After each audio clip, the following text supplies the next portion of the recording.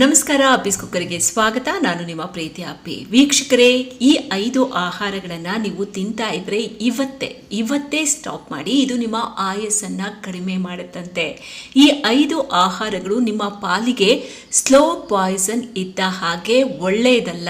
ಅಪ್ಪಿ ತಪ್ಪಿಯೂ ಇದನ್ನು ತಿನ್ನಬೇಡಿ, ಮನೆಗೆ ತರಬೇಡಿ.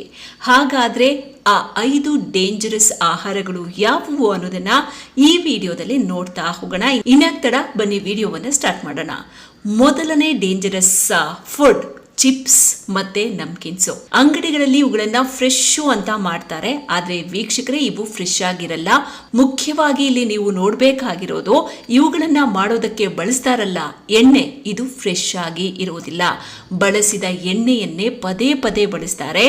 ಇದು ಸ್ವಲ್ಪನೂ ಆರೋಗ್ಯಕ್ಕೆ ಸೇಫ್ ಅಲ್ಲ.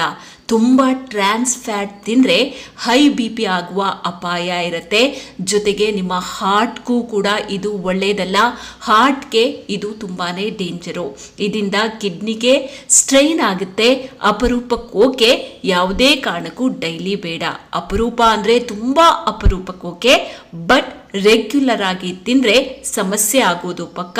ಇವುಗಳನ್ನು ಹೊರಗಡೆಯಿಂದ ತಂದು ತಿನ್ನೋದಕ್ಕಿಂತ ಮನೆಯಲ್ಲೇ ಮಾಡಿ ತಿನ್ನೋದು ಬೆಸ್ಟು. ಅದರ ಜೊತೆಗೆ ಮಕ್ಕಳಿಗೆ ನೀವು ಹೊರಗಡೆಯಿಂದ ತಂದು ಚಿಪ್ಸು ಚಕ್ಕುಲಿ ಹೊರಗಡೆಯಿಂದ ತಂದು ಕೊಡ್ತೀರಾ ಅಂತಂದರೆ ಇವತ್ತೇ ಸ್ಟಾಪ್ ಮಾಡಿ. ಮಕ್ಕಳ ಆರೋಗ್ಯದ ವಿಚಾರದಲ್ಲಿ ಕೇರ್ಫುಲ್ ಆಗಿರಿ. ಎರಡನೇ ಡೇಂಜರಸ್ ಆಹಾರ ಇನ್ಸ್ಟ್ಯಾಂಟ್ ನೂಡಲ್ಸ್. ಇದನ್ನ 2 ನಿಮಿಷದಲ್ಲಿ ಮಾಡಿಬಿಡ್ಬೋದು. ಇದನ್ನ ಒಡೆದು ಬಿಸಿನೀರಿಗೆ ಹಾಕಿ ಪಟಾಪಟ್ ಅಂತ ಮಾಡಿ ತಿಂತೀವಲ್ಲ, ಇದು ಹೆಲ್ದಿ ಅಲ್ವೇ ಅಲ್ಲ. ಇದರಲ್ಲಿ ಮೈದಾ, ಪ್ರಿಸರ್ವೇಟಿವ್ಸ್ ಎಲ್ಲ ಇರುತ್ತೆ. ಇದರಲ್ಲಿ ಇದು ಬ್ಯಾನ್ ಮಾಡಲಾಗಿದೆ. ಬ್ಯಾನ್ ಮಾಡಿದ್ರೂ ಕೂಡ ಮತ್ತೆ ಮಾರ್ಕೆಟ್ಗೆ ತಗೊಂಡು ಬಂದಿದ್ದಾರೆ. ಅದು ಹೇಗೆ ಬಂತೋ ಗೊತ್ತಿಲ್ಲ. ನಮ್ಮ ದೇಶದಲ್ಲಿ ಎಲ್ಲ ನಡೆಯುತ್ತೆ, ಬಟ್ ಇವುಗಳನ್ನು ಆದಷ್ಟು ಅವಾಯ್ಡ್ ಮಾಡಿ. ಮಕ್ಕಳಿಗೆ ಯಾವುದೇ ಕಾರಣಕ್ಕೂ ಕೊಡೋದಕ್ಕೆ ಹೋಗ್ಬಿಡಿ. ಇದು ಟೇಸ್ಟಿ ಅಂಥೇಳಿ ಮಕ್ಕಳು ಕೇಳ್ತಾನೆ ಇರ್ತಾರೆ, ನಾವುಗಳು ಕೂಡ ಮಾಡ್ಕೊಂಡು ತಿಂತಾನೆ ಇರ್ತೀವಿ. ಆದರೆ ಇದನ್ನು ಆದಷ್ಟು ಅವಾಯ್ಡ್ ಮಾಡಿ. ಮೂರನೇದು bread, bun, cake, ಪೇಸ್ಟ್ರೀಸು.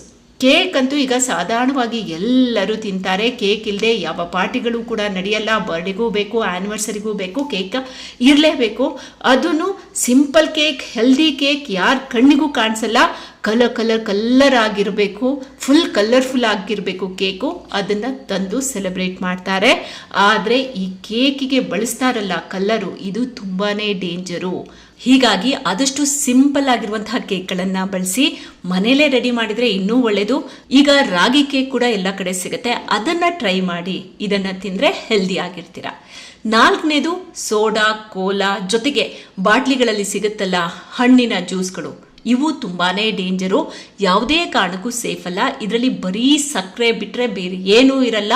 Fruit juice ಅಂತ ಹೇಳ್ತಾರೆ, ಆದರೆ ಅದರಲ್ಲಿ ಫ್ರೂಟ್ಸ್ಗಿಂತ ಸಕ್ಕರೆನೇ ಜಾಸ್ತಿ ಇರುತ್ತೆ. ಹೀಗಾಗಿ ಇವುಗಳನ್ನು ಆದಷ್ಟು ಅವಾಯ್ಡ್ ಮಾಡಿ. ಅವಾಯ್ಡ್ ಮಾಡೋದಲ್ಲ, ಕುಡಿಯೋದನ್ನೇ ಬಿಟ್ಬಿಡಿ, ಮನೆಗೆ ತರೋದಕ್ಕೆ ಹೋಗಬೇಡಿ. ಇದರಲ್ಲಿ ಇರೋದೆಲ್ಲದೂ ಕೂಡ ಆರ್ಟಿಫಿಷಿಯಲ್. ನೀವು ಯಾವಾಗಲೂ ಇದನ್ನು ಕುಡಿತಿದ್ರೆ ಹಲ್ಲು, ಬೋನ್ಸ್ ಎಲ್ಲ ಕೂಡ ವೀಕ್ ಆಗುತ್ತೆ. ನಿಮಗೆ ಸಕ್ಕರೆ ಕಾಯಿಲೆ ಕೂಡ ಬೇಗನೆ ಬರುತ್ತೆ. 5ನೇ ಸ್ಥಾನದಲ್ಲಿದೆ ನಿಮ್ಮ ಫೇವ್ರೆಟ್ ಫುಡ್ ಜಾಮೂನು, ಜಿಲೇಬಿ, ಮೈಸೂರು ಪಾಕ್. ಇವುಗಳನ್ನು ಅಪರೂಪಕ್ಕೆ ತಿನ್ಬಹುದು, ಆದರೆ ರೆಗ್ಯುಲರ್ ಆಗಿ ಬೇಡ. ಇದು ನಿಮ್ಮ ಹಾರ್ಟ್ಗೂ ಸೇಫ್ ಅಲ್ಲ. ಜಾಸ್ತಿ ತಿಂದರೆ ಒಂದಲ್ಲ ಒಂದು ದಿನ ನಿಮಗೆ ಸಕ್ಕರೆ ಕಾಯಿಲೆ ಕೂಡ ಬರ್ಬೋದು. ವೀಕ್ಷಕರೇ, ನಾನು ಅಪರೂಪಕ್ಕೆ ಓಕೆ ಇವುಗಳು ಅಂತ ಅಂದೆ, ಆದರೆ ತಿಂದೇ ಇದ್ರೆ ಇನ್ನೂ ಒಳ್ಳೆಯದು. ರೆಗ್ಯುಲರ್ ಆಗಿ ಅಂತೂ ಬೇಡವೇ ಬೇಡ. ಆರೋಗ್ಯಕ್ಕೆ ಒಳ್ಳೆಯದಲ್ಲ ಈ ಆಹಾರಗಳು. ಆರೋಗ್ಯಕ್ಕೆ ಒಳ್ಳೆಯದಲ್ಲ ಅಂತ ಹೇಳಿ ಗೊತ್ತಿದ್ರೂ ಕೂಡ ಕೆಲವರು ಇದನ್ನ ತಿಂತಾರೆ, ಹೆಚ್ಚಾಗಿ ತಿಂತಾರೆ. ಇದು ಹೆಲ್ದಿ ಫುಡ್ ಅಲ್ಲ ಅಂತ ಗೊತ್ತಿದ್ರು ತಿನ್ನೋದು ಯಾಕಲ್ವಾ? ಆಮೇಲೆ ಆರೋಗ್ಯ ಹಾಳಾಗಿ ಹಾಸಿಗೆ ಹಿಡಿಯೋದು ಯಾಕೆ ಅಲ್ವಾ? ನಿಮ್ಮ ಹುಷಾರಲ್ಲಿ ನೀವಿರಿ. ಆರೋಗ್ಯವೇ ಭಾಗ್ಯ ಅನ್ನೋದು ನಿಮ್ಮ ನೆನಪಲ್ಲಿರಲಿ. ಹುಷಾರು. ಮತ್ತೊಂದು ವಿಚಾರ ವೀಕ್ಷಕರೇ, ಭಯಪಡಿಸೋ ಉದ್ದೇಶ ನಮ್ದೆಲ್ಲ, ಮುನ್ನೆಚ್ಚರಿಕೆ ಇರಲಿ ಅಂತೇಳಿ ಹೇಳ್ತಾ ಇದ್ದೀವಿ ಅಷ್ಟೇ. ನಮಸ್ಕಾರ. ಮತ್ತೊಂದು ಯೂಸ್ಫುಲ್ ವಿಡಿಯೋ ಜೊತೆಗೆ ಆದಷ್ಟು ಬೇಗ ನಿಮ್ಮ ಮುಂದೆ ಮತ್ತೆ ಹಾಜರಾಗ್ತೀನಿ. ನಿಮ್ಮ ಸಪೋರ್ಟ್ ಇದೇ ರೀತಿಯಾಗಿರಲಿ. ನಮಸ್ಕಾರ.